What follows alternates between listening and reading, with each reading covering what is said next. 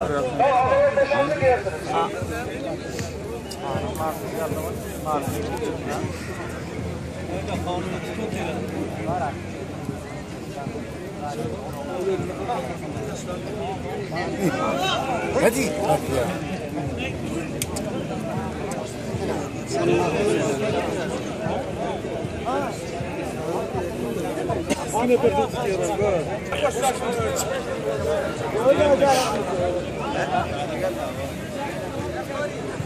Çakman yok burada.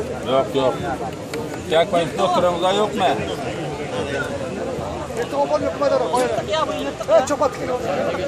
Bana ver şunu, kalma.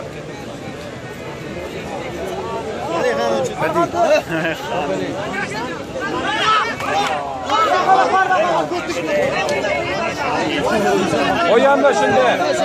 O yanda şey. Hakan. Kaçta kal? Kaçta? Server'e aynı lo. Bir Orhan. Köyün de ömür köyün gitti. Ana kaynatıyor.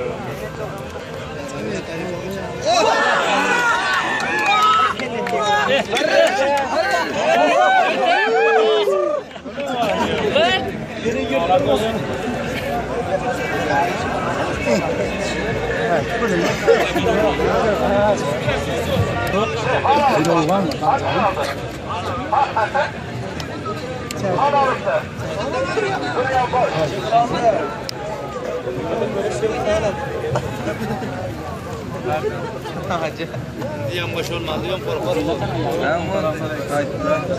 Anıca Türk kişinin değil, artı ver yakşı.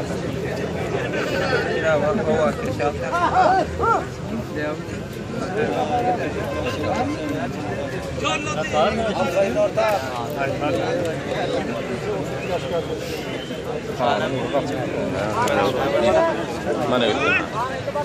Anında, ana.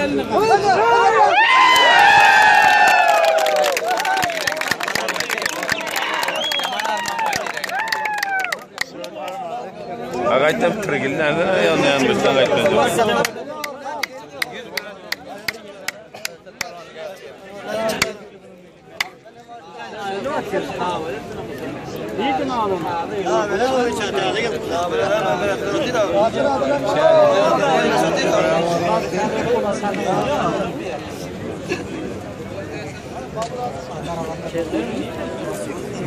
Kaç paraya bak,